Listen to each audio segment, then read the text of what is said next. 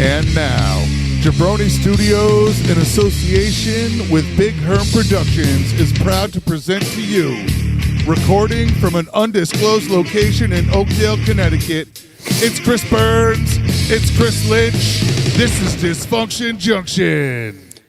The only way I can describe what you're about to hear is if an after-school special... It's one time at band camp. If an after-school special, the Rocky Horror Picture Show and Tales from the Crypt had a baby, this episode is Lynch's episode, but I get the extreme honor, and so does that big fat cat, of saying to you, boys and girls, children of all ages, ladies and gentlemen, I don't even care if you're they, them, welcome to Dysfunction Junction. Fuck yeah. Fuck yeah. Chris Burns here. You're going against the administration? Right below me, the Possum King. Chris Lynch. And over there, is Matt Marsh. What's happening, Matt Marsh, fellas? And of course, the producer extraordinaire, the man with no hair. Over there. He of the back and crack.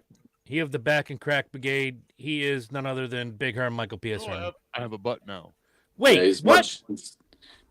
At what point do we turn him into medium, Herm?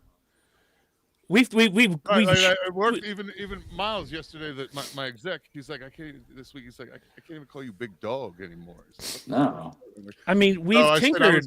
I said I'm gonna pull this one out. I said if we're gonna keep the dog. I said we're gonna pull it out. We're gonna reach way far fucking back. I said now we just call me Slim Dog. I mean, we've tinkered with Slurm, Merm, and some other things, but you know. One of the cooks was talking to a new cook the other day, and there's two mics, and she was talking to Cole, and she was trying to explain to Cole that it was the other mic that she was talking about, and we were talking, and she was talking, and Cole is like, when she explained who she thought she explained it well enough to describe who it was, and he goes, okay, so the other one, not the one who just got skinny. She come to me later and she's like, you should be very proud of yourself.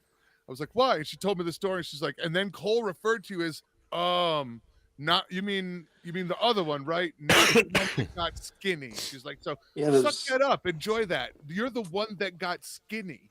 There's got to be a better word than skinny, though. It sounds almost derogatory. I don't think so. Not right now. For the first time in history, Marsh got a thumbs up. There's no better word. Marsh just got a thumbs up on the screen. His haters are gone. I was going to say That's impossible.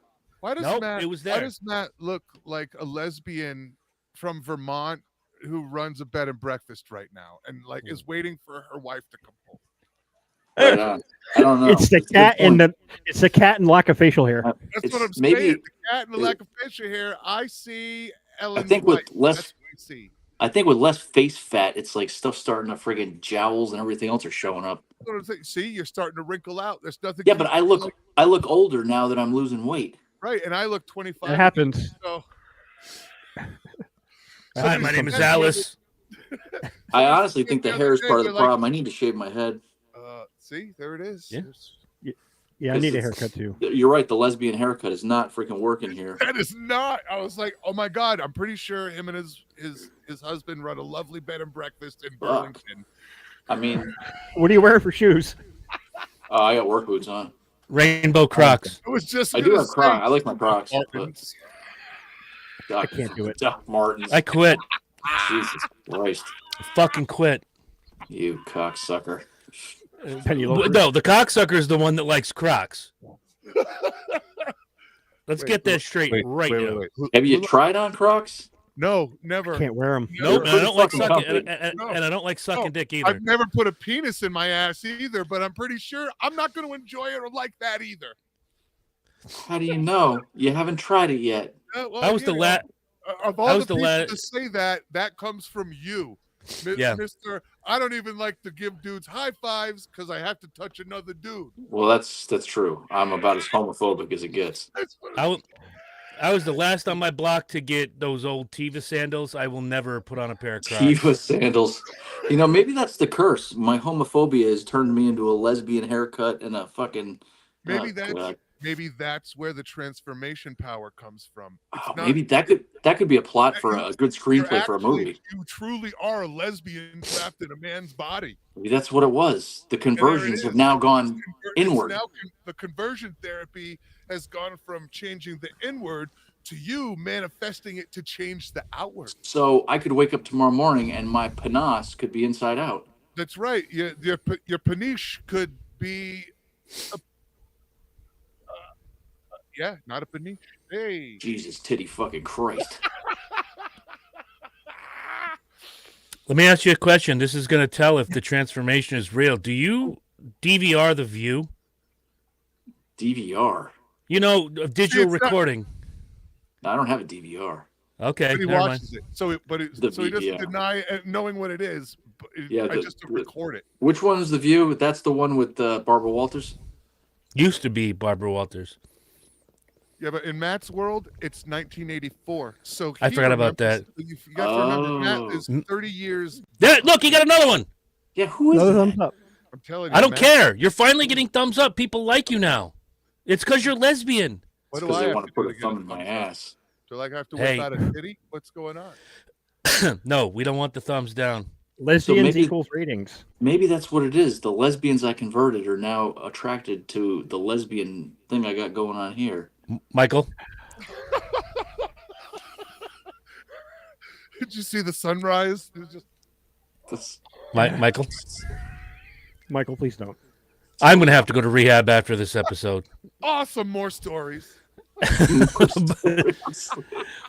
But we're giving Oh, oh my God, we're giving the floor tonight to Mr. Lynch, celebrating 3 years of sobriety. We've asked him intermittently, kind of on the sly, when do you want to talk about it? He's made the decision today. He's letting it all hang out, the good, the bad, and the ugly of rehab and what it takes to stay sober for 3 years in a world that doesn't make it very easy to stay sober. Is today actually the anniversary or is it just this week?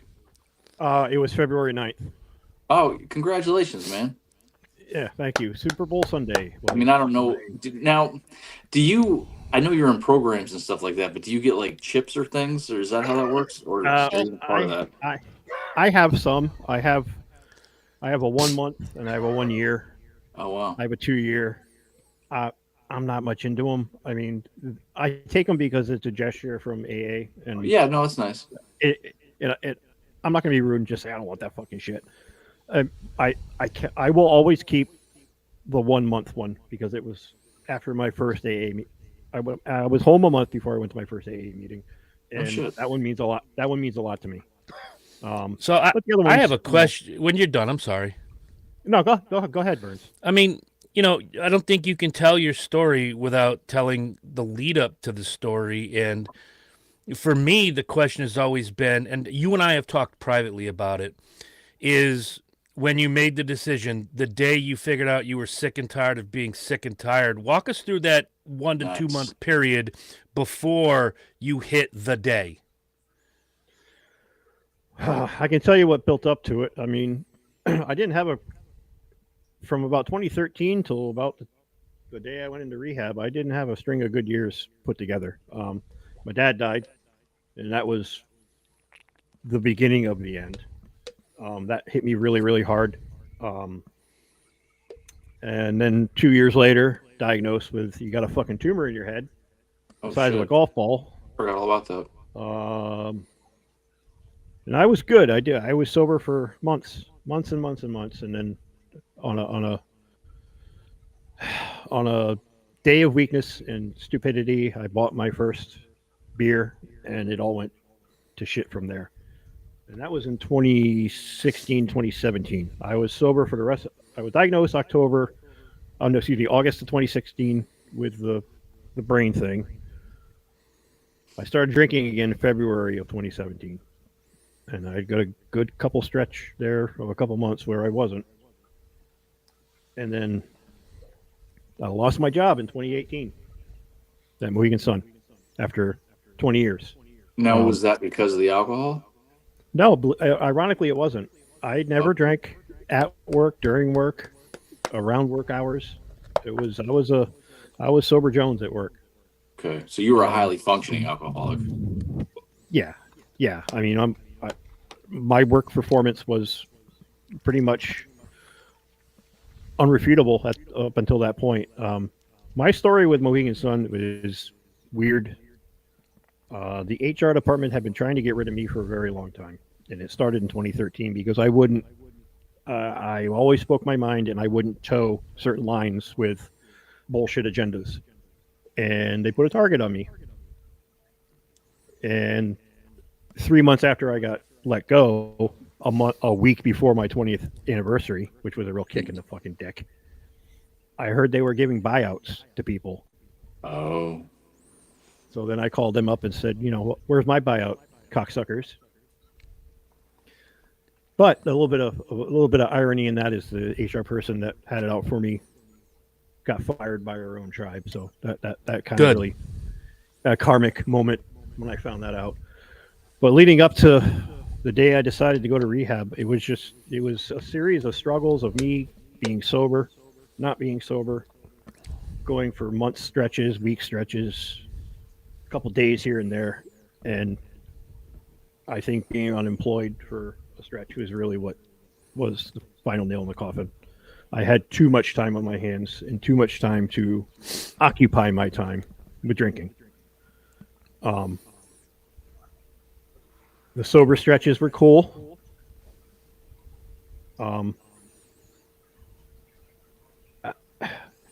It came down to personal relationships. My wife was the catalyst to this whole rehab thing. She's like, you're not going to make it. You're going to die, or I'm going to leave you, one or the other. And that's when I knew it was time. So it wasn't so much a rock bottom moment as more of an intervention. It was pretty fucking close to rock bottom, dude.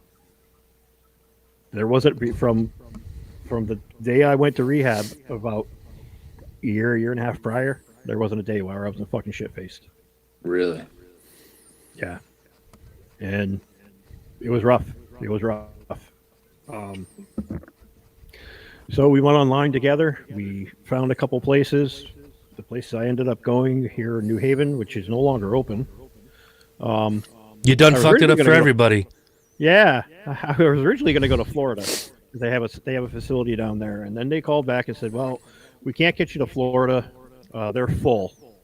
But you can go to the place in New Haven." And I was really looking forward to Florida, not because it's Florida, but it's because it was really far away from home. Right, new start. That's one of the things that they reinforce with you at rehab is that you just keep any troubles you got at home or anything like that, just keep them there because we're working on you right now, and you don't need to bring outside bullshit in to fuck up your recovery. So February 6th, we made the arrangements, and February 9th at about 9 o'clock at night, they picked me up and brought me to New Haven. It's one of those my journey. It's one of those things where, you hear all the time, geographic solutions aren't always a solution. There are people I've known over the years, I'm just going to move to, pick your favorite fucking state and all my troubles are going to go away. No, they don't. They follow you. But in this case, the troubles you're running from are something that you can work on yourself and make yourself better. So that geographical thing did make a difference. Would you agree? Yeah. I mean, I don't think if I was in Florida, I would have recovered it faster. I mean, it was just more of they want you as far away from home as possible, so you don't have that out to sign yourself out and just get picked up and go home, because that is an option. You just say, "Fuck this, I want to go home." They thoroughly underestimate people's bank accounts. Like, what the fuck? Yeah, I mean, bitch, how expensive do you think it is for me to sign myself out and catch a flight home? True, but you're less inclined to do that when you're probably the convenience factor of it. Right. You're less. You would be less inclined to do that if you were in Nevada or fucking Arizona or Florida, where you're a plane ride away versus I'm a cab ride away. Yeah, I can call an Uber and get from New Haven. Right, I can get an Uber or a Lyft from here to home. Right, and they want to minimize that event happening to somebody in rehab. I mean, during my time there, I was there 28 days, and during my time there, I saw a few people just said, "Fuck this, I'm out." He'd have called me, and he would have called me. He would have been like, "Dude, I gotta get out of here." and then they're probably back right. They were right back to where they were before they checked in a week prior. I mean, those are just people who just don't want to face it, and it happens. It's a tough thing to say that you're broken, and you have to fix yourself. There's a lot of pride, a lot of swallowing pride, and a lot of putting pride aside to do the right thing for yourself. Well, it's not easy for a lot of people to say something is wrong, not just something is wrong, but something is wrong with me. Right.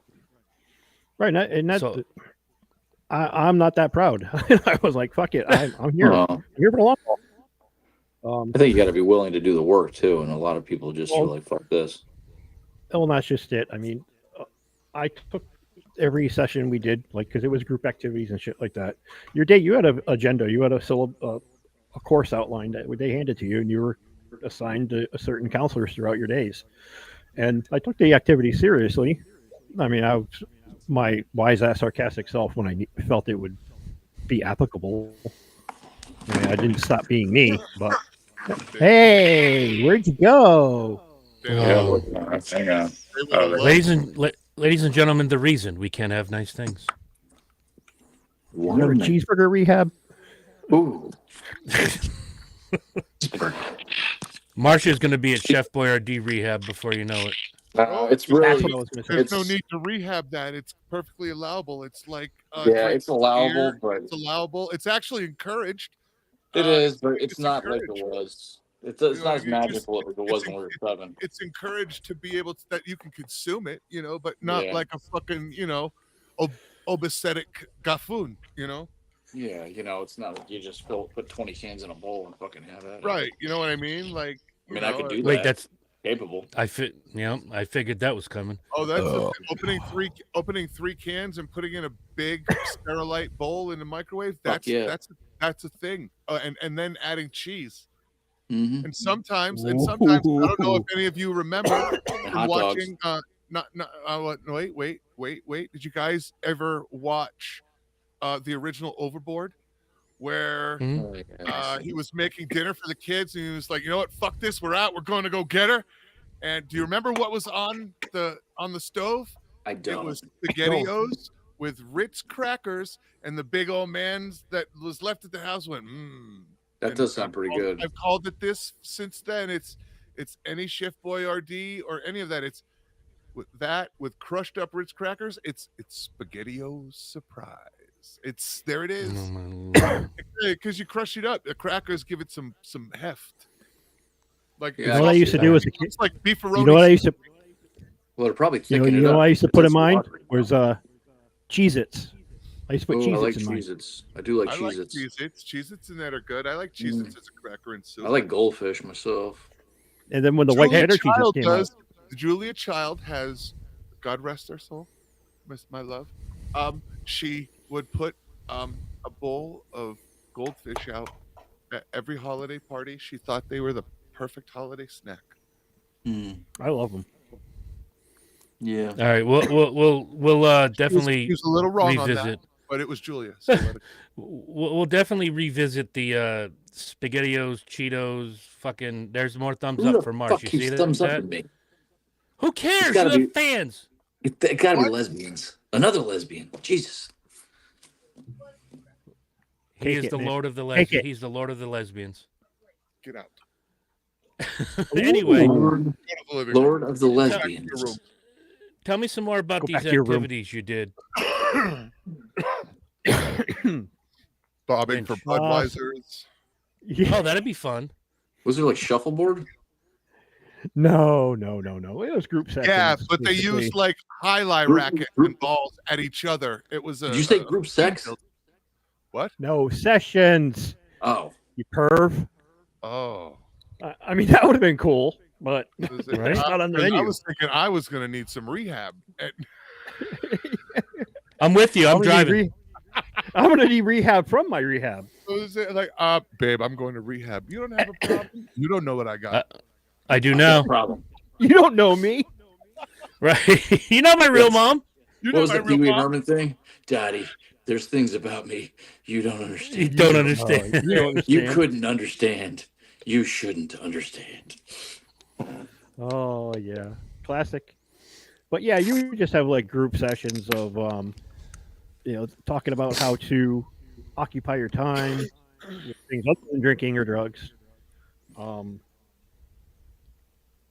because most rehabs are based around AA. They're very spiritual. Really? Call into your higher power. Yeah, not Whatever religious, spiritual. Spiritual. Big difference. And they always said your higher power can be anything you want it to be. It can be God, it can be nature, it can be music, anything. But you have to surrender yourself to your higher power because that's the reason you're here. And we were in a group session once, and they came to my turn to speak, and they said, "Where do you see yourself in a couple of years?" I said, "Not here, ever again." Because the one thing a mantra of mine is that you can waste a lot of things, but one thing I never want to waste is my time. And I look back at the years that I was doing that as a complete waste of good time in my life that I'll never get back.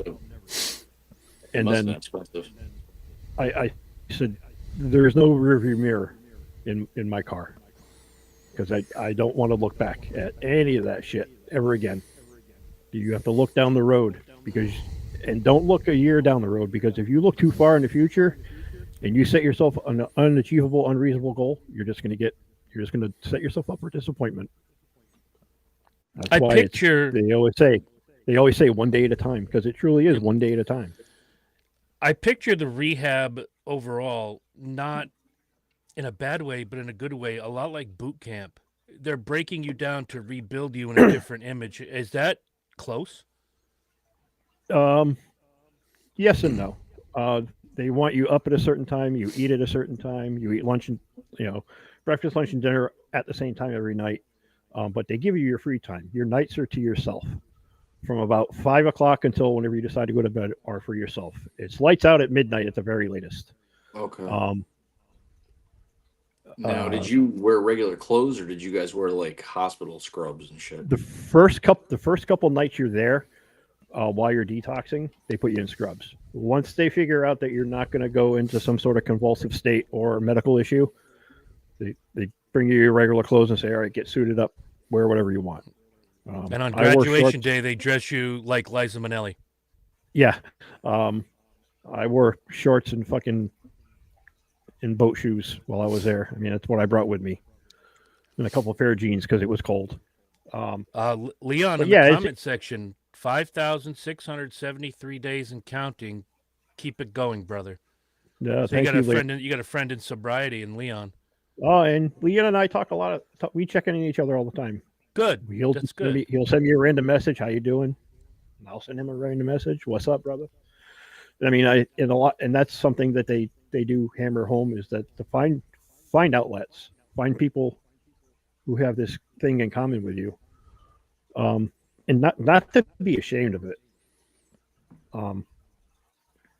Yeah, I'm ashamed that I went through it, but I'm not ashamed that I did it. You know what I mean? Being an alcoholic, they're always an alcoholic. You don't say, "Oh, I'm a former alcoholic." No. No, it's recovering. No, you're in recovery for the rest of your life. Because I'm good now. I don't know what it's going to be like in 3 years. Something traumatic could happen. I don't know. And that's why my mantra is don't look too far down the road, but don't look behind you either. Do you have... You got to stay focused in the moment. And you don't have time for bullshit. Because you got your own bullshit you're dealing with every damn day. Every day I wake up, I'm thankful that I didn't drink and I have the life that I have. So it truly is 1 day at a time. But is it constant conflict? No, I've had some days where they're really, really bad, where I could have, but I didn't. Because I'm using that smart part of my brain instead of the impulsive side of my brain. I'm referring back to the logic that I always used to refer to when I was younger, and it helps. It truly does help. Yep. like Leon said, it one day, one step at a time, and it's a long road.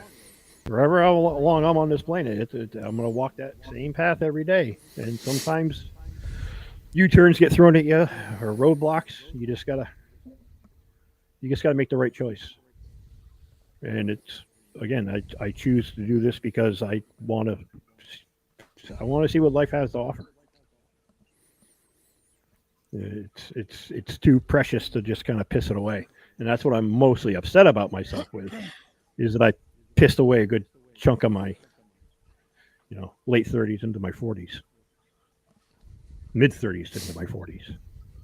I mean, because knowing you as long as I have in the circles that we have run in the past, there was a lot of consumption of alcohol during a lot of those times, whether it was a concert or a picnic, a backyard barbecue, what have you. I mean, you just and it basically you just said, fuck it, I'm upending my entire lifestyle, I have to do this. That couldn't have been easy. Well, and that's another thing they hammer home too, is if there's anybody in your life that you think will be resistant to who you are now after post rehab, about that, yeah, you got to cut them out. You got to cut them out of your life, right? And I did, because I knew they would just be like, yeah, whatever, have a beer, you'll be fine. No, I won't. You didn't live my life for the last however many years. You don't know what that will do to me. Well, some of those people are also in denial of who they are. Well, yeah, I mean, I'll name them out loud. John Brisson. I haven't had hide nor hair with that guy since before rehab. Well, then allow me to say, good, fuck him. And yeah, honestly, yeah, fuck him.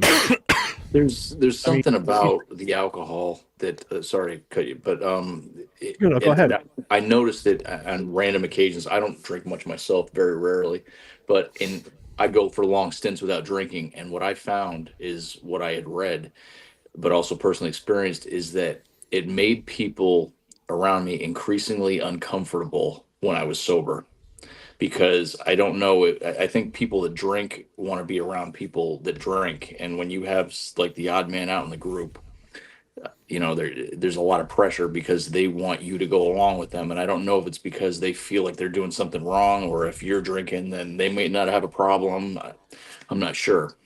So I may be able to speak on the outside of this because Herm had his fall roaster some months after Lynch had completed rehab, and we're doing the show, and Lynch said we were recording in Lynch's man room right there behind him. He's like, okay, guys, it's a dry area and no more of this. We all said, okay. And then it came to the roaster, and I had privately reached out to Lynch. I said, look, if you tell me you don't want me to drink sitting next to you, I'm not going to do it. I would rather be supportive of him, knowing who he is to me and my life, than to sit there, six packing my ass off. And if that made him uncomfortable, I'm just cutting it. I told him the complete opposite. No, seriously, Lynch, this is a drinking environment. You feel you can do whatever you need to do to be safe and stay good. I am going to be drinking. I start drinking at noon the day before when I start cooking and firing up the smoker, and I will be drunk when you get there. Drunk enough that I can function, and I'm not stupid, but this is my one cut loose a year. Just so everybody is clear, I am not being safe for anybody. Everybody knows what they're watching. I was very transparent on. But that's full disclosure, right? Right. Well, right. Well, here's the difference. There's going to be beer everywhere. If you need a spot to go and sit where you're away, I'll provide you anything you want. That's true. And you see that I appreciate that more than you see, because I went through this after rehab. I didn't want him to feel like he was getting special treatment, because the rest of the world isn't going to give him special fucking treatment. And that's not a dig at you, sir. That's just on my end is I didn't want to be sitting there. Yeah, I didn't want to be sitting there like the kid with the popsicle and there's four other kids around going, gee, I wish I had a popsicle. And that was me having other people and knowing other people and being in program and stuff, knowing that the world doesn't. And the world will the world offers you a drink as soon as you walk out of that fucking facility, pretty much. Mm-hmm. Yep. And It's everywhere. creating a safe space that isn't a safe space doesn't actually do him any justice in the long run, because he just prolongs the. As Lynch said, he didn't really leave the fucking house for a month. You got to Because he learn how to wasn't function sure in the he real was- world He again. wasn't sure he was ready to do that sober yet. Mm-hmm. But you know what I mean? And that's what it, and by the time he hit us, it was actually the following year. It was almost a year, because he got out in February or so, March, and it was 6-7 months later for the roaster. But yeah, I was like, this is what you remember. You were here last year. This is what it's coming.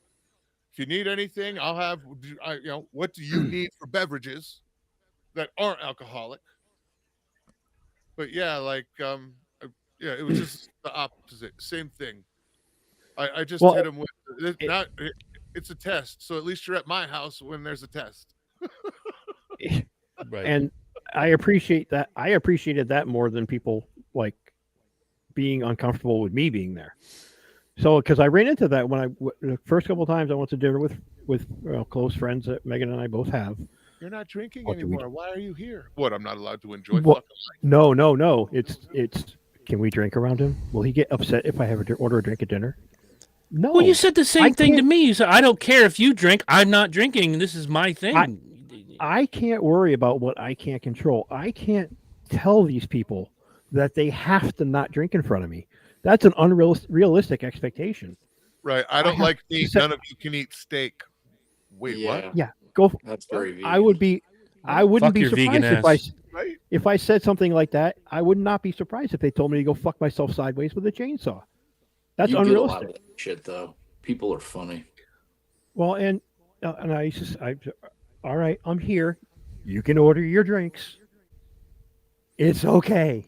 Right. It's not going I to think force people. me back to the I bottle. think people mistake a lot of times what an alcoholic goes through.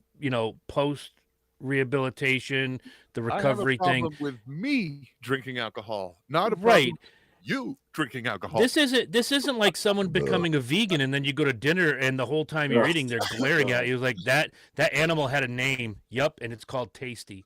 Shut the fuck It's up. called fucking delicious.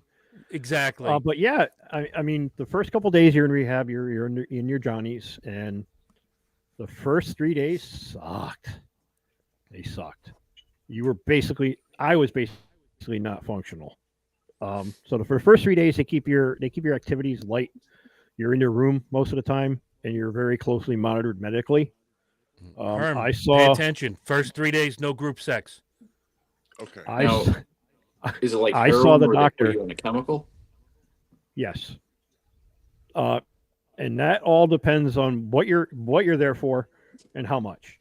So I was on benzos, and I didn't react to the benzos at all. It didn't make me sick. It just made me really fucking tired.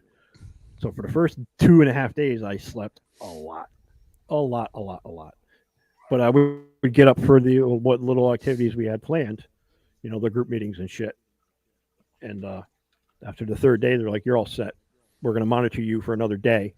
If you any irregular heartbeat, any feeling disoriented, you come find one of us.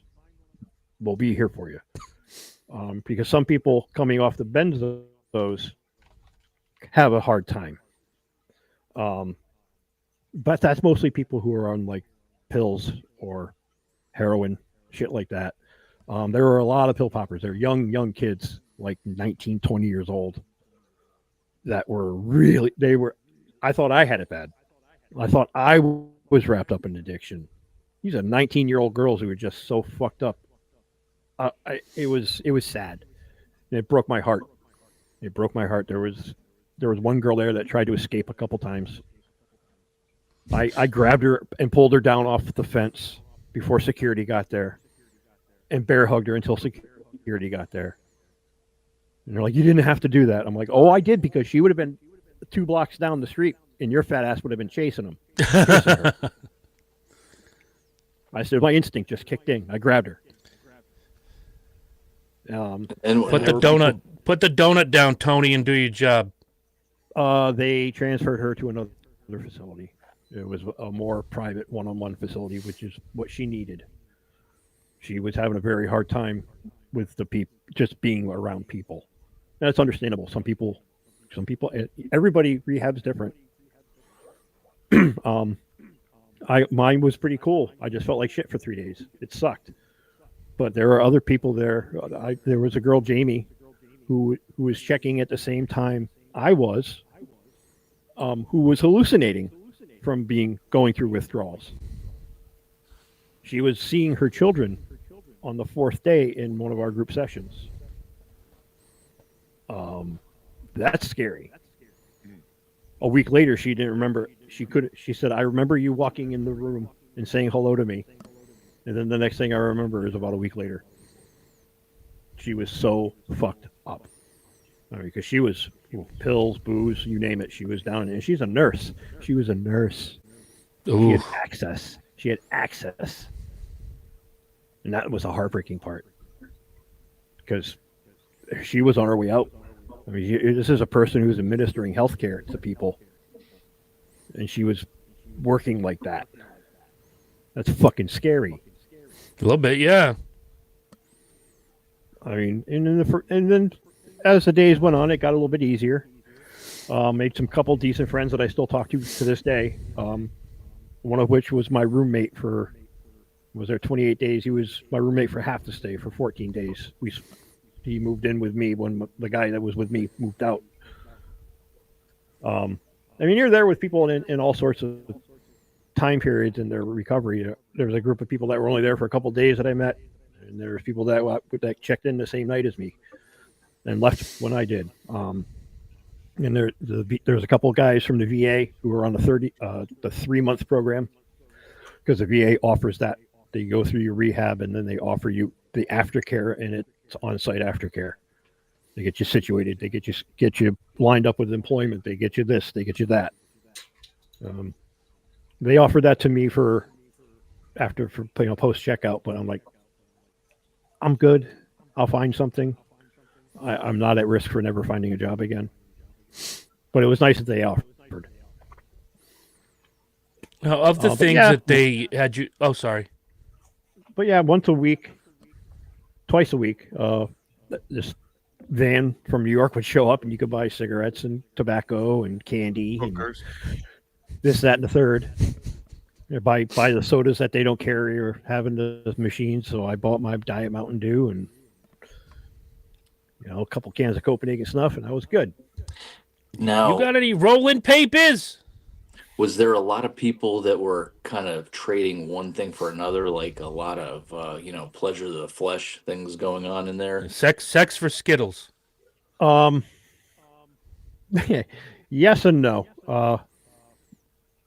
So on your off time, on your evening times to yourself, men and women, there was a women's television room and a men's television room, or a couple TV rooms for men and women. That was not co-ed. There was a couple young girls who were caught trying to ply an older man with their tits. It didn't work. Security was all over that shit. Damn. So, I mean, that handles the hetero side of it, but I imagine if you God. No reports of that. I don't doubt it. I mean, I don't know. I wasn't there. It didn't happen to me. I'll suck your dick for Copenhagen. Yeah, that sounds nice. God. I'm a half a pass. Please meet me at the nacho cart. Nacho, I'm good. Go to the bus station and hang out with no underpants on. And 8 o'clock was ice cream time. Well, I'll bet it was. Is that like tossed salad time? Yeah. Stop. Yeah, baby. Ice cream cones, and I'm gonna give you the soft serve. I'm gonna give you a 6 inches of soft and floppy. Oh Lord! I'm gonna watch me turn this blizzard upside down. Gug-gung, gug-gung, gug-gung. I think all of us in this panel, and Lynch is going to head the charge. We're all going to rehab. Lynch is just going to help us because we're all retarded. They don't have rehab for that. I was just gonna say there ain't no rehab for It's retarded. Tardhab. Tardhab. Tardhab. I mean, No, but I met some really interesting people. My roommate he was originally from Saskatoon, Canada. He was a hockey player. Saskatchewan. A boot. Yeah, he was a. Oh yeah, I used to pick on him every time. What are you talking about? But yeah, he was cool. He's a amateur hockey player for many years. He coaches. He lives here in Connecticut. The west end of the state. Really cool guy. And then another guy, Mike, we chat constantly via text. And I've lost some people. I've heard that some people have died from rehab, and it's sad. One guy died of cancer. He was from the VA program, and he just basically was living there because he had lung cancer in both his lungs and emphysema, and he knew his time was limited. Jesus. So he was a really cool dude. Talked to him a lot, and there was another VA guy there who was very motivated and like very supportive of everybody. Like he gave everybody his cell phone number. He said, "You need a sponsor. You need a ride. You're having a bad day. You text me or call me." And he's doing well. He's back to being a normal person. He had a little rough patch at the beginning, but some people do. I'm very fortunate. Very fortunate. Yeah. So it's kind of it is regimented. They give you your own time, and they want you to eat constantly, because a lot of people, when they're serving their master, which whatever drug or alcohol, they forget to eat. So some people gained a lot of weight. I gained weight and then lost it all within a couple of months when I got home and stopped drinking. Now, speaking of which, how was the food? I mean, I assume that if they want you to eat, it was pretty damn good. Tasty. It was pretty goddamn good. It wasn't industrial. Yeah, it was like an industrial kitchen, but really, they always wanted feedback. They always want, all right, you got suggestions. What do you want for breakfast tomorrow? And if enough people want it, we'll make it. Like eggs Benedict and stuff like that. Yeah, shit like that. Yeah. And guys would say, "Hey, can I get French toast tomorrow instead of waffles?" Yeah, we'll make you French toast. No worries. Shit like that.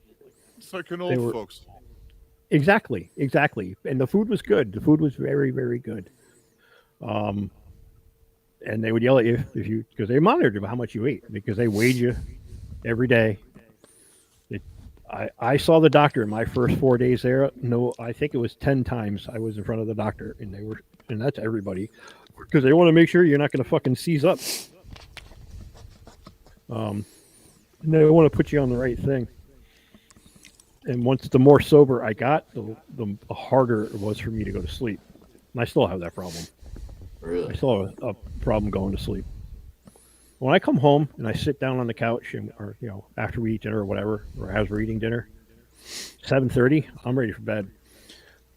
But I fight it, and I probably shouldn't. Well, I can say from even to spend time with the wife. Even back in your drinking days, we'd get together to watch hockey, and you, like my daughter, would be asleep by second intermission. Yeah.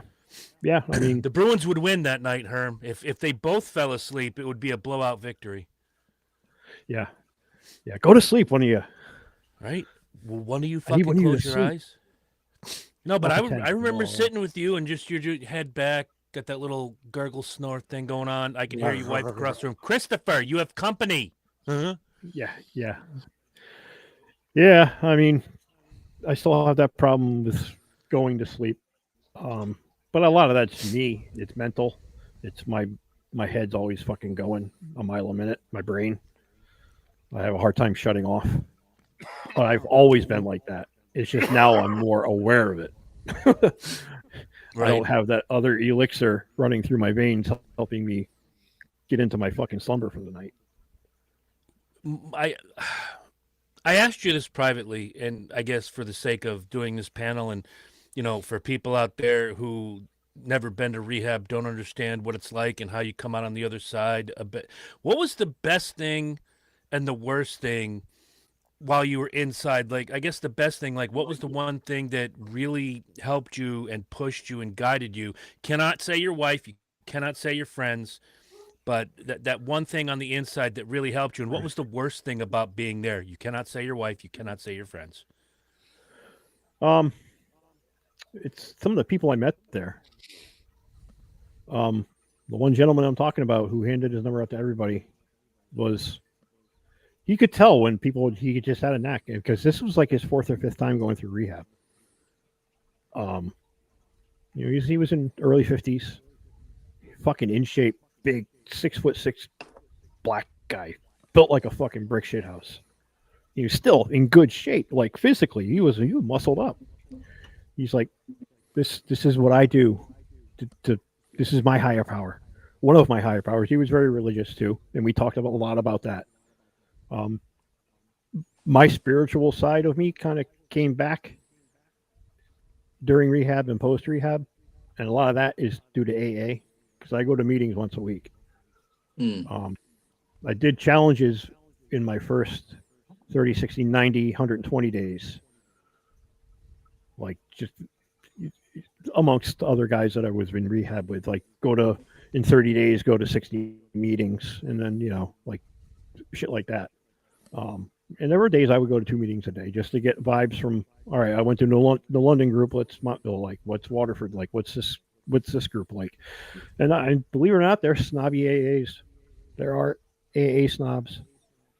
All right, because I showed up to one in Stonington. They were like, who the fuck are you? Well, I'm not way to be welcoming. Yeah, it was very, very liberal bunch of fucking crackheads. Now, anyway, in your experiences, do you find a lot of, yourself included, a lot of addicts that give up one addiction for another? I mean, even a more positive one to stay off for the first thing, like exercise or whatever else. Yes. 1,000 times yes. I have an addictive personality.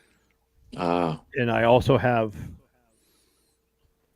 being self-diagnosed on the spectrum, because we've talked about this on the show before. Mm-hmm. I'll get really, really into things for months and months and months, and then I get really, really into this next thing. Chewing tobacco, I'll probably always do. It's just a thing. That shit's disgusting. Yeah, fuck you. It's the most disgusting thing I've ever eaten in my life. Yep. The weed was before. I've smoked weed since I was 13 years old. And that was actually brought on more from my cancer surgery with mobility and seizures and all this other shit. I was taking seizure medication that would wildly affect my moods, like fucking all over the place. And I was just an insufferable, fucking miserable person to be around. So I went to my neurologist and said, I don't like this pill. My wife's like, oh, I don't like it either.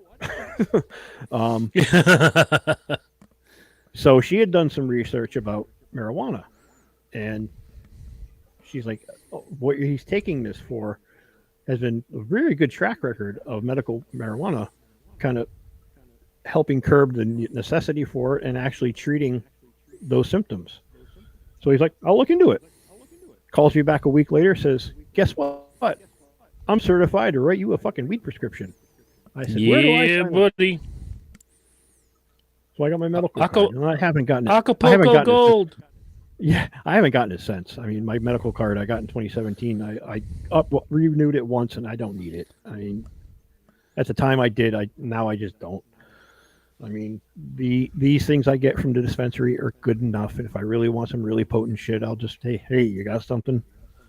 So with a medical card, I don't see you get that wasn't a trade-off. Does insurance pay for it, or do you still have to pay out of pocket? No, that's out of pocket.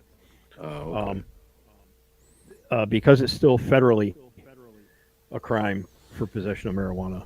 Okay. Most states will not, and insurances will not. Most medical dispensaries in Connecticut, at least, marijuana dispensaries, period, in Connecticut, or at least, are cash business. If you use a credit or debit card, they will charge you because banks don't want their money. They don't want to do transactions with a dispensary. Interesting. Bank of America doesn't want to hang their hat saying, "Hey, look at us. We deal with medical marijuana." It's just the thing right now, and hopefully it changes. But that I think would have to come from the federal level. Is that just there?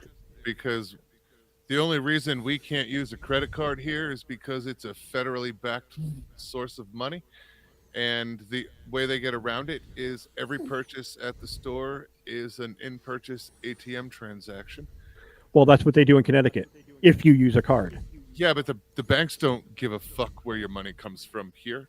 No, The no. problem is You're missing. You're missing my point. Banks don't want to do the merchant services part of it, so they don't have to charge the $10 ATM fee. Oh, they don't want that. They would love to be able to, but because of the federal thing, it's right. impossible. They would love to. There's nobody in town that doesn't want weed money. Yeah. But because it's still federally recognized as criminal, that'll never change until the feds say, okay, it's not criminal anymore, up to a certain amount.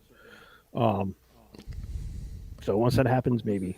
But yeah, I'm good with my edibles and my fucking vapes, and I'm good. But we all know what happens when the edibles kick in. What happens? I'm too deep in a couple puffs, so it's coming. The butt stuff. Butt stuff. But yeah, butt stuff. I've seen people who trade that addiction for another. They get obsessed with something and like stick with it, which is not a bad thing if it's not something bad. You know what I mean? Right. Getting addicted to being a better guitar player or building models or fish keeping or this or that, and that's going to be your new hobby. Fine. But if you're trading booze for a needle in your dick because you've shot up everywhere else and killed all the veins, that's not a good trade-off. But it's happened, and it happened to a couple people post rehab, which put him back there. Interesting. Yeah, but it is possible to kind of find a happy medium, which is what I've done. Only because I do have a lot of interests. These aren't new interests. These are all restored interests. Because for those amount of years that I was a fucking alcoholic, active raging alcoholic, I neglected those things. So now I have time for them. See how it all goes back to time? Mm-hmm. That is one thing. You gain the time to do the things you used to love. So what are some of the things you've gotten back into? Coming up here every once and that's always been a constant. Coming up here and picking a guitar off the wall and just playing for 45 minutes. Oh, I didn't realize you were musical. Okay. Coming up here, playing my drum set. Oh, he's not. But he just takes some guitar off the wall and beats the hell out of it for a while. Have you ever heard of Jimi Hendrix? That's not even close. That's not even close to anything. This ain't that. I'm that good. That is not what you're going to expect. I'm that good. There's Eddie Van Halen, and then there's Eddie Albert. He's more Eddie. Eddie Heard of the Albert. right stuff? Yeah, that ain't it. Right. There's Eddie Van Halen, and then there's Eddie Munster, and that's. If I wanted this abuse, I'd just go downstairs and sit with my wife. Right. I could just stay home and get this kind of abuse. Right. But yeah, I'll come up and play guitar or bang on the electric drum kit with my headphones on, or I come up and check on my fish every day, checking them on Stu, see how Stu's doing in his room. Woodworking, building models. I've been building models like crazy because I loved it. I love it. That's cool. Yeah, I dig it. I'm into classic cars right now, and I'm into finding the 1/16 scale, the big motherfuckers, the 2-footers.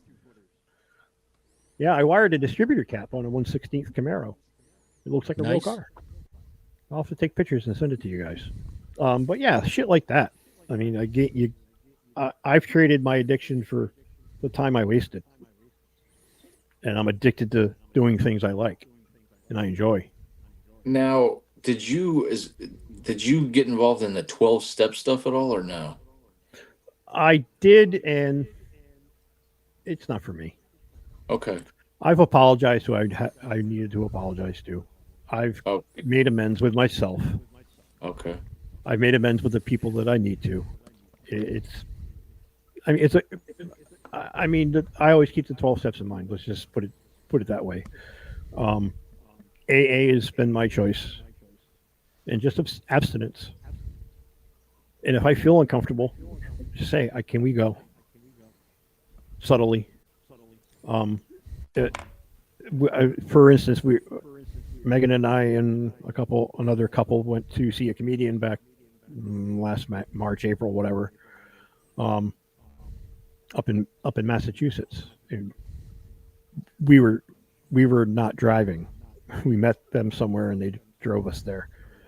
And they're like, "Oh, we're going to make a stop afterward." I'm thinking, all right, stop to get something to eat. And they bring me to this fucking disgusting, seedy ass bar where I'm asshole to elbow with everybody. And I'm like, I am not comfortable with this. That's kind of shitty. Had you told me it was going to be a bar, I probably would have said, I'd rather get going home. And after about an hour and a half of me dropping every goddamn hint in the fucking book, I finally said, I'm going to start walking. And I walked out of the bar. Were they aware of your history? Oh, yeah. Well aware of my history. They were one of the ones that were nervous about being around me and having alcohol in their hand. Well, flash forward a year and a half later, it's, fuck Lynch. He can just stand there and be uncomfortable. When he's asked several times, can we get going, please? I got to be somewhere in the morning. Where? AA. Even the couple, you and I have been to 2 concerts and a comedy show together, and I will have a drink or 2, and that is it. And it's not because I don't want to have 3, maybe 4. It's just, for me, it's more out of respect. I mean, if you can't be respectful to the person you're sitting next to, your really good friend, then, again, the roaster, different story. I was sitting on my own cooler, holding court with you and Leon and his kid and helping Mikey start fires with couch cushions and shit like that. And, but yeah, I'm sitting on my own 18 rack. But, that was a different animal. When we went out in public, we went to Anthrax, I had 1 beer. 1. It was about being in the moment and more about being in the moment with you, kind of your way-ish, if that makes sense. Oh, yeah. I get it. Go ahead, please. I'm not going to walk into somebody's house and demand they don't drink in front of me. That's fucking ridiculous. It's disrespectful. It's their house. They can do whatever the fuck they want. And another thing they teach you in rehab is you can't worry about the shit you can't control. Only the things you can. And you can't control other people's habits, hobbies, or whatever. If they're going to drink, they're going to drink, especially if you're in their house. I can't control them. But I can remove myself at any time. But if you get uncomfortable, you can fucking leave. Yeah. That's right. And I've done it. I've done Irish goodbyes to people. We just fucking leave. I don't say goodbye. I'm notorious for that shit. I just disappear. Where's Lynch? Where's Megan? I'm the ghost, the phantom, the shadow. Poof. But I'm okay. I'm okay with having to do that. It's just I don't like surprises. Had you told me you wanted to go to a fucking bar, I would have had a couple hours to prepare myself. Mm-hmm. But doing it at 11 o'clock at night in fucking rainy Boston or whatever the fuck we were, I wasn't prepared. I'm not asking for the playbook. Just give me a little bit of heads up. Right. And knowing, you and I both love music. And if I had said, we went to the arena, went to MGM, and then the comedy show was also at MGM. But if I'd have said, hey, I'm going to the Derby to watch whatever band is playing, if that's your cup of tea, and you said, no, I don't feel comfortable going to the Derby on a Saturday night, I completely understand. I just don't go there because I don't want to have to get my shots the next day. Burns, is the food still decent there? I haven't eaten there. I went twice, and I saw Leon there both times, oddly enough. They used to have a hell of a freaking large burrito. I don't know what they have anymore. The Mountain Climber burger was my go-to. I've never It eaten was there. fucking tastic. Oh, you I used missed to out spend a back lot in of the time day. there in my 20s. I Look, will Marsh not. is getting thumbs up. Yeah, I think it's me actually. Every time I make this gesture, a little thummy uppy appears. I don't Thummy know uppy. why. None of us do it. Yeah, I don't know. I've noticed it because Marsh I is was doing this. Marsh is And giving himself likes. oh, Yep. yeah, I guess it went away. Okay, Self-lesbian love is still love. that's right. Self-love. Was that called? Self-care. It's called masturbation. It was just Self-care. Yeah, Yeah, you care all right. yeah. I care like I love nobody me. else does. I I care love me. like no one else. Okay, I gotta ask because Put I fucking know lotion in the bucket. I took a 45-day tour of a particular institution in high school. Really? Club Med for the sick in the head. Did the Thorazine shuffle a couple times, and I gotta ask because it happened there. Was anybody ever caught in the bathroom taking care of their own business? Because I know they say you're I not wouldn't. supposed to do that when you go to rehab. You're not supposed to. Really? Why? I would have thought that would have been an expectation. Nope. Well, that's not. Well, again, when I went, no, you cannot. And if they caught you, that was some shit. That doesn't make sense to me because you'd figure that, anything that keeps you from, putting a needle in or drinking or whatever would be good. So if you got to rub it out 6 times a day, I would think it would be encouraged. What am I, the proctor? I'm gonna rub one right here in my session. Jesus Christ. I don't know. I mean, you do each his own. You want to throw yourself a beating in your room? I don't give a fuck. Making Johnny do You do push-ups. it out the like window. this. Yeah, you can do it out the window. You do it in the shower. Put the soap Yeah. in your ass. Whatever tickles your fucking sphincter. Would you? All Could right. you in a car? Could you on a boat? Could you in a moat? Oh my god.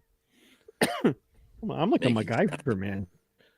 I'm like MacGyver of masturbation. Oh my god. McBader. McBader. God. McGruber. He could make a dildo out of a paper clip and a ballpoint pen. Oh, that reminds me. What kind of like classes and stuff did you guys have there? I mean, like And why do we have two Herms? because Hi, one's Herm. never enough. He's looking at his chin. Maybe Look it's at his because if we have 2 skinny Herms, it equals 1 normal size Herm. Look at that. Look at that. Your phone video looks amazing. It does. He's got one of them turkey things. Like, No, there Johnny's isn't neck is any. going That's away. nothing. I'm just fucking with you. What was the question? Oh, about the crafts and stuff. I mean, is it like Oh. paper mache, or is it? I mean, what kind of? Oh no, projects? it's a lot of discussion, a lot of talking. Or get into group Right, group therapy, group things work. like that. group therapy. And they basically teach you the basic tools of how to handle sobriety. And I've already covered a couple of them. Don't set unreasonable expectations. Don't look too far down the road, and don't beat yourself up. Which I still do on the occasion. Look back at myself and say, "Nope, stop looking back. Stop being a fucking asshole, and just look forward." But yeah, they just basically like how to handle stress, how to handle uncomfortable people or people that just don't listen, like having a difficult and how to have a difficult conversation with people. Okay, so they try to teach you tools that you may need They once give you you- get out to reacclimate in Correct. society and to set you up for success Correct. against the enemy. Correct. Basically, they give you it's basically like going to elementary school. In 28 days or however long you're here, we're going to give you as many tools to fill that toolbox behind you as we think you're going to need to function in society properly. Now, did You want to fill that toolbox, and you want to fill it as fast as you fucking can, and have all the resources to go back and look at to refresh your memory. They want to stuff that toolbox full, and hopefully, when you leave rehab, you don't leave your toolbox behind. And some things are just common sense, but some things there's conflict. You feel conflicted, especially with people. Being sober for 3 years and seeing people when they drink heavily how A, obnoxious they can be, Hmm. B, oblivious, and C, just be disrespectful and conceited. Like they're all about themselves. They're self-absorbed. And it's tough. It's tough. Because, well, and also sometimes they say that I just alcohol get is the even true truth. louder. They say alcohol is the truth serum for some people. Mm. How they will say exactly how they feel about you when they're drunk Right. because they've lost all inhibition. They forget they're putting on an act to be around you, and that's hard. That's hard figuring out who those people are and just cutting them out of your life. But I mean, these are people that made the cut. You know what I mean?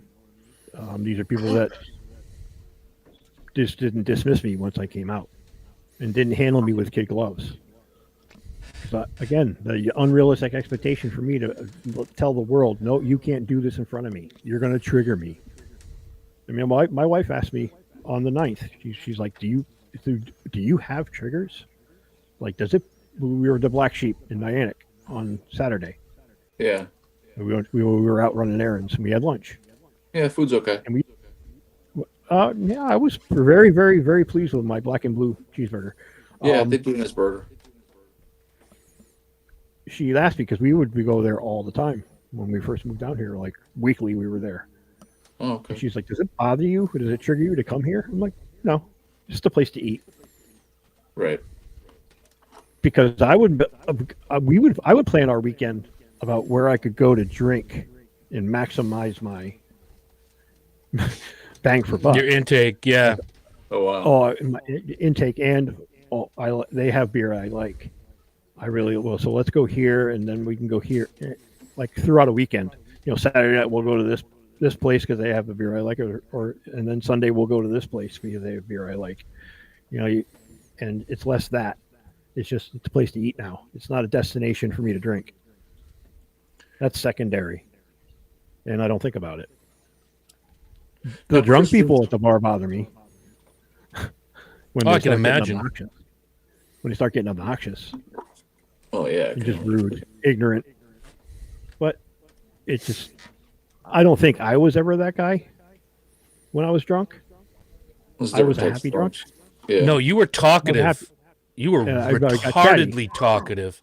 I got chatty. I got more verbose than I already am. At 11:30, 12 o'clock at night. Yep. And,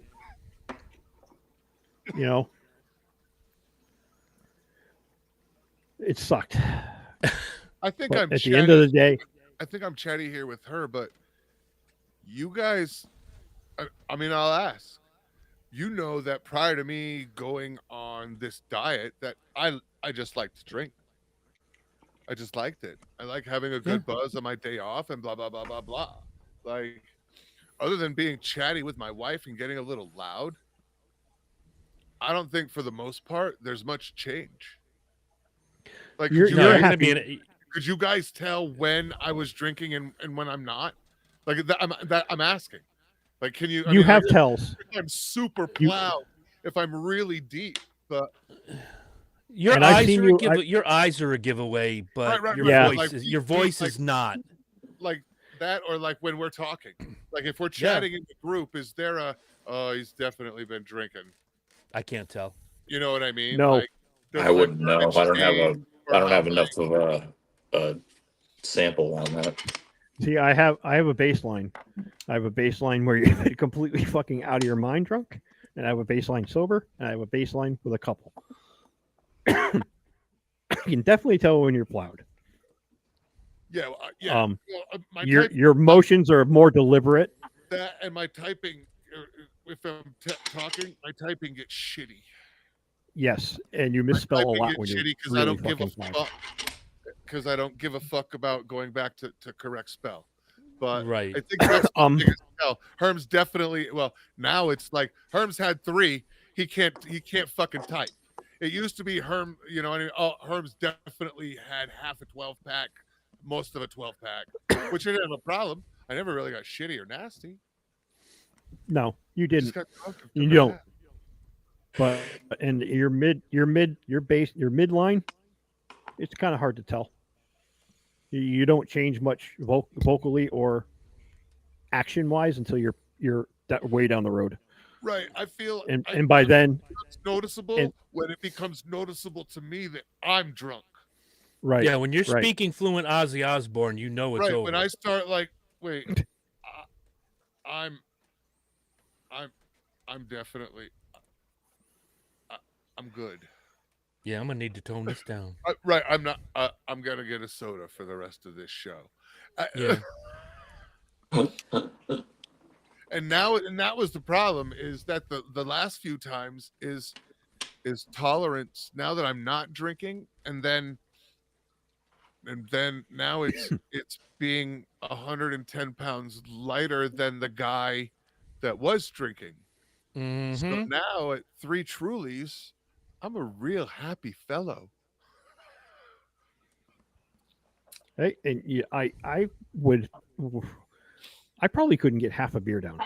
You know what I mean? Like I've had a Because- 12 pack in the refrigerator for 3 weeks. There's 2 that have sat here through the last 2 weeks of shows. Yeah. Like if I drink 2 beers, I know it when I walk away. It's fucked. That's Like, not a straight you know- line. That's a circle. I'm Right. even more conscious and aware of it and mindful, because I worry that I'm gonna plow 2 or 3, and before I realize I'm plowing 2 or 3, and I'm too far. Yeah, you're Like I you're don't know just where over my the line edge. is. I haven't figured out where my line is yet. It's probably like 1.5 Trulies every 2 hours, but which is I'm a cheap date now. Yeah, you are. I was an expensive hooker. I am Hey, a Lynch. cheap date now. 2 shots, and I'll do anything you want in the back of a van, sir. Right. Great. $20 is $20, That's what I'm man. saying. Like I'm way easier to kidnap now. Wonderful. Hey man. Far less chloroform. We got Trulies. We got Trulies and Got candy. Trulies What? and salad. Whoa. Yeah. Wait, we got locale dressing in there? Oh, my man, what's up? Let's get in. You got any Chef Boyardee? Nah, the last guy we kidnapped took all the last Chef guy. Boyardee. Was his name Matt? Yeah. Hello, Kitty. Does he look like a Vermontonian lesbian named Alice? Who Hey, has Lynch. a pussy on his screen? Yeah. I got a question as far as how with rehab, I mean for alcohol specifically. Now, is it a set time period for everybody as far as the initial intake, or do they evaluate you like throughout and towards the end to decide if you need more time, or I mean, So, is there let me is it go like a through- set 36 days, Probably standard. Uh, Like there's you- 30 days. Let me 60 start days, with 90 days. or is it insurance related? well, I'll get deal. into that in a second. On intake, they make you take all your clothes off. They do a cavity search. You get dressed back up. Oh, I'm I'm gonna Sit so- down and you tell your. I'm gonna get makeup on, all of it. Oh my I'm God. so pretty. Deeper. I'm ready for my close up, Mr. Would you Deville. fuck me? I'd fuck me. Happy birthday, They take me into the men's room to do my cavity search. I come back and the girl that was checking in with me, she was taking her clothes off in the medical office. I'm Was like, she Jamie, cute? honey, no. She's very cute, redhead. Jamie, Nice. honey, no, you can't do that. Yeah, and you just finished, I- so I'm- it didn't matter. Right? I'll help. I mean, I'm not gonna Right? need a lending hand. We're all in this I don't want to be together. selfish. You were We're all in done. this together. You had just been fisted, so Yeah, you needed to you take had- a rest. You had already redecorated the ceiling, so So they give you they take an assessment of you. How much do you drink? an assessment. An assessment. Here we go. Jesus. See, it all goes back to butt. It all comes back to butts. It Always always does. comes back In to the butts. butt. An Do ass it and in the mint. butt. So they do the assessment, and depending on like how far down that fucking road you are, is where they start. They start with a baseline. All right, everybody starts here. and then they tweak you up and down, and depending on what drug or if you're liquor or if you're having delirium tremens, they put you in the hospital ward. What kind of lemons? Delirium tremens. Gotcha. It's part of there's and delirium nocturnum. Tremens is when you start to have the DTs. That's why it's called the DTs, not detox. It's delirium tremens. You start trembling and you shake. I had a little bit of that, but there were guys there within the first couple hours who were like full body convulsive. That's why they do the assessment and evaluation.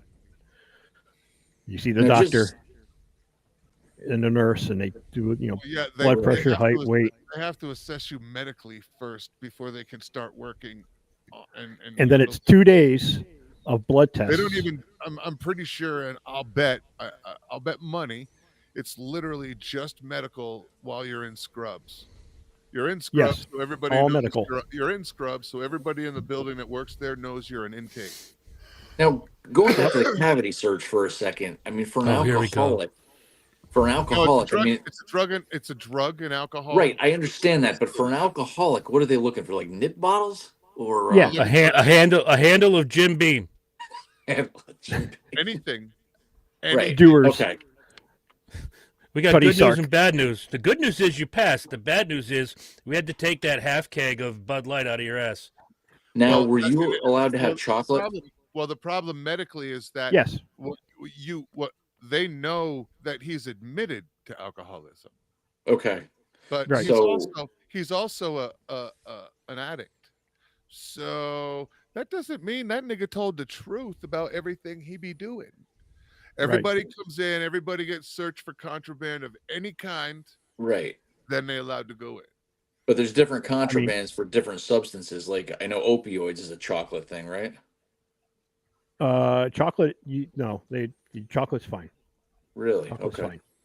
Fine. So they tell bring clothes, bring this, bring that. You can't have shit. They take everything from you. Actually helps, and most of them, it's you'd be amazed at the amount of fucking candy that facility probably goes through. I'll bet they got fucking sugar bowls fucking everywhere because when every room detox off every drug on the fucking planet, their sugar intake requirement goes so high that's the only thing they have to replace the zip. And most of your recovering addicts of any kind are sugar fiends. They suck on some sort of candy, hard candy, lollipop, chew sweet gum, something all fucking day. And if they don't have it, they might as well be off the fucking sauce for the first time. Now that makes sense for recovering smokers. I get that. I just didn't realize it was with. All right, so let me give you a little bit of science. So, being addicted to alcohol is 50% mental and 50% biological. So you drink like I did. I was social drinker for many, many years. And then the light switch went off, or the on switch went off for my alcoholism. Your previous goalpost, like Herm was saying, where do I get hammered?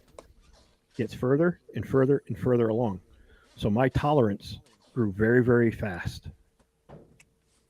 I would go from having then I would have first it was a 6-pack, then it was a 12-pack, then it was a 12-pack and half a pint of vodka, then it was a pint of vodka and a 12-pack, and then just the goalpost keeps moving further and further away from you.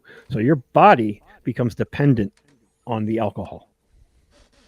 Your physical body your body physically changes to look for that alcohol in your system, because when you're addicted to alcohol, it's firing off the pleasure centers in your brain. So a substitute for that feeling is sugar.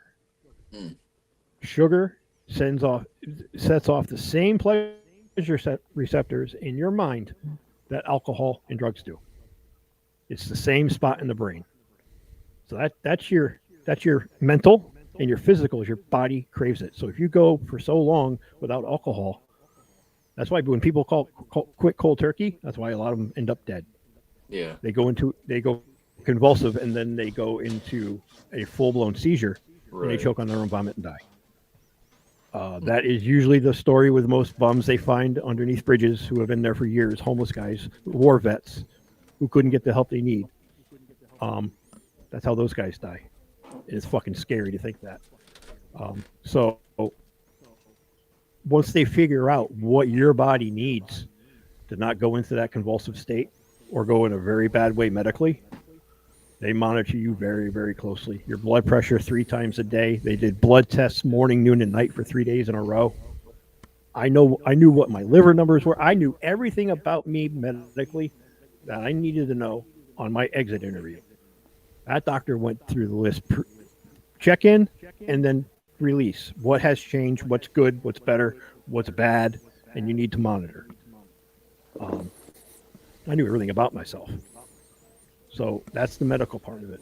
So the tools they give you is the tools to handle the mental part of addiction, because your brain plays tricks on you. Your inner voice gets louder and louder and louder. Mine, fortunately, was for the positive. And I mean, like, I have a constant dialogue in my head going, even when I'm sitting in silence. I have an ongoing dialogue up here. I'm thinking. And when I think about people, like when I think about one of you three, I hear you in your voice in my head. Not a lot of people are like that. Some people just can, when they sit within it, with just no thoughts, they just hear nothing. I'm constantly hearing something. And the script I write in my head is the outcome I want. If you understand what I'm saying.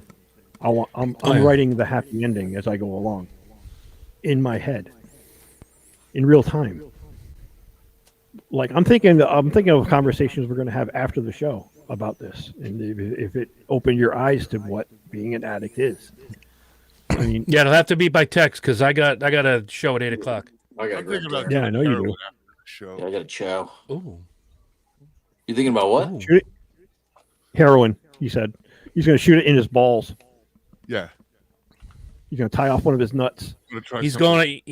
he's worked the Noom diet. Now he's going to go on the Nikki Six diet. I'm gonna go on the Nikki Six diet. I'm gonna get down to 110 pounds. That brings me to an interesting point, Herm. Before I forget, with your tremendous weight loss, does it make your dick look bigger since your body is now smaller? Yeah, For every, what is it? Every 30 pounds is an inch or something like that? yeah. It's like every 20 pounds can be up to, depending on how fat recedes on the body. Yeah, it can be up to an inch. But yeah, I gained about 3 inches visually. Nice. Limp, from this diet. Everything you wanted to know about Herm in one sentence. The aristocrats. Inquiring Here I minds. was- Oh Here I yeah, was I've been gonna- standing in the mirror, adjusting skin, moving it around. I did yeah, like there's a lot of skin that needs to go away, because if I move skin around, and you actually see where I have the flattest fucking stomach on the fucking planet right now. I would make all of you look fat if I could lift the skin up and make it. Well, we are fat. No, but I mean, like Matt, you've got to be skinny. Chris has always been relatively smaller than me. Like I did it last night in the mirror and was looking at it like there's so much skin that if it was gone, I would look like a Greek fucking god right now. And I know everybody, that's probably funny, but it's the truth. There's so much skin and that residual layer of fat that it's attached to that just I doesn't. understand it because I've seen a lot of, as somebody who's been in Like this I world would do for it a long now, time, it'd probably disgust everybody, but you It would. understand it. but I there's, get like, it you can because it's see the crepe paper flat elephant stomach, skin. and then there is this bunch of skin here Right. that if I pull it up, you're like, holy, like you can, like Yeah, shit bounce a you bowling see like ball off on a that fucker. model where their stomach doesn't actually touch their waist. Now, will insurance never cover know. any of that, or is No, it considered no. cosmetic? No, I would have to have some sort of horrible fucking accident. So you can go to prison and get a freaking sex change operation on the taxpayer's dime, but you can't do something to actually fix this. Right. That's where we Mm. live in. Well, welcome to the wonderful world. I was gonna Oh, the Yellow say Brick something. Road. I was gonna say something nice, but I mean, I'm still going. I don't think either of them should be something you get help with. To be I honest, don't either. to But be- I mean, and I would. I don't think I should get any fucking help. I'm going to pay for this myself. I'm going to drop big dimes, but I would support a GoFundMe for this. that's where I'm at. I've lost 110 pounds, and I want to look fucking sexy, and the skin that's left on my body doesn't allow it. Make a lucha mask. I want to with put whatever a they fucking take. Speedo on and not feel ashamed anywhere I go. And I know that sounds stupid as fuck. No, it doesn't. It really doesn't. It's a life goal. I can just picture Herm doing the helicopter in the mirror. You've all done Please the don't. helicopter. Do not lie out loud. Okay, Please you're gonna don't. have to tell me what that is exactly. You get out of the shower, the warmness. It's a little longer than usual. Helicopter, helicopter, helicopter.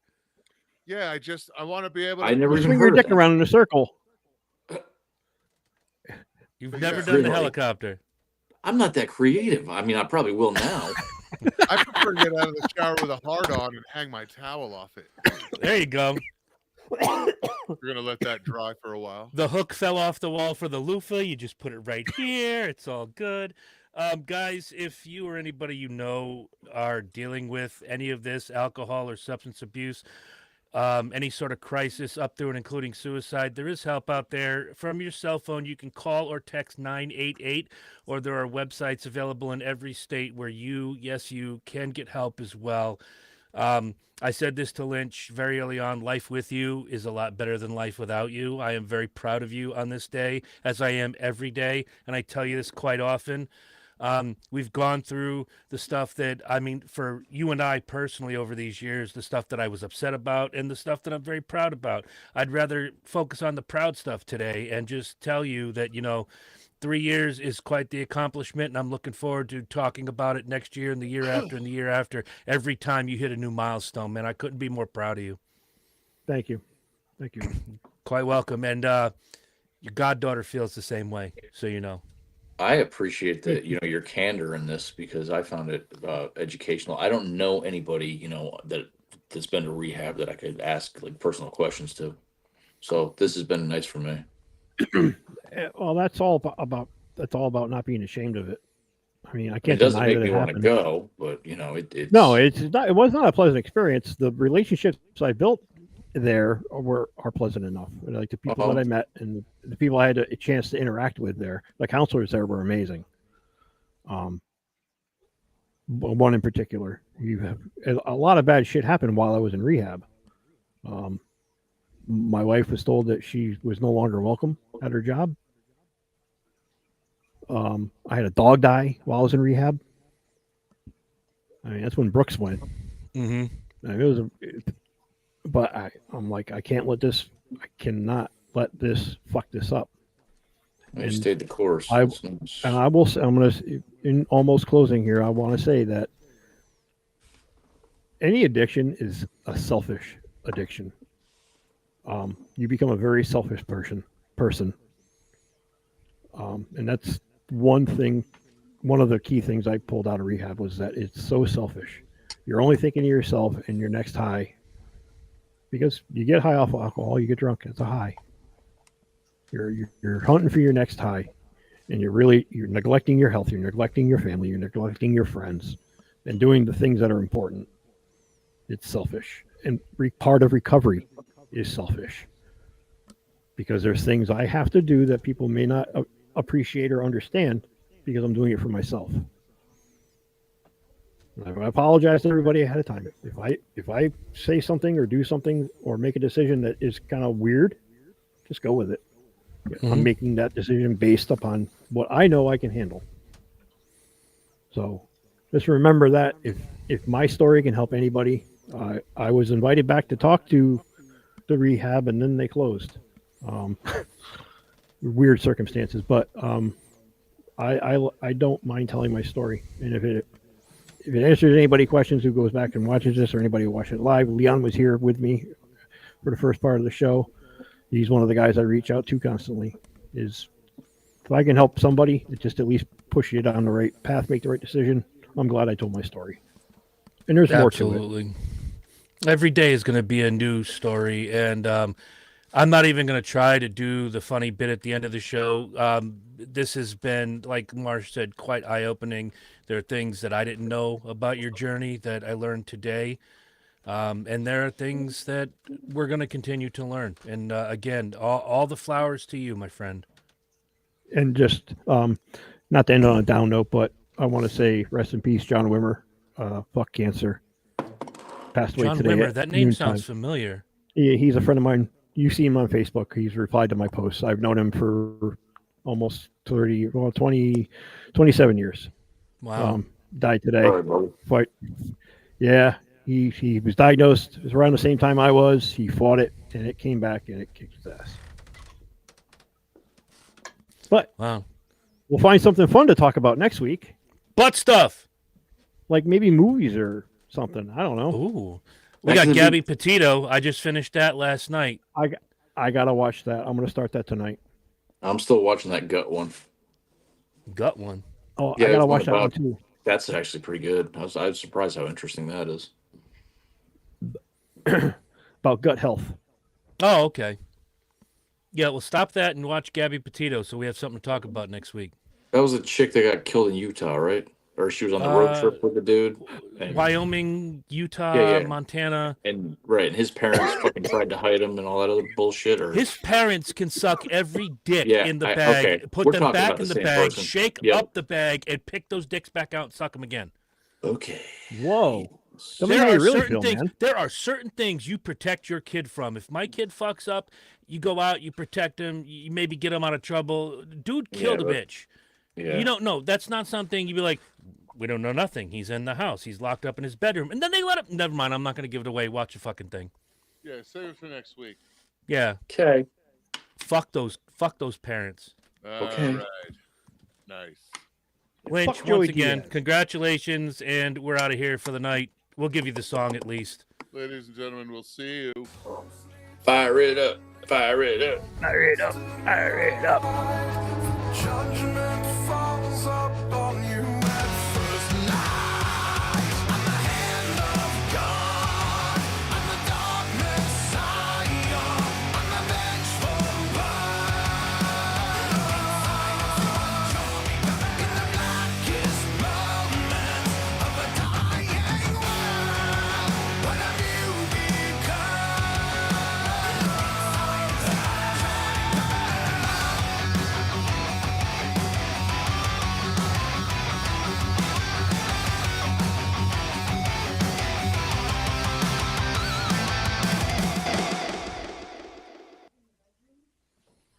All right, we'll Peace, see y'all. everybody next week.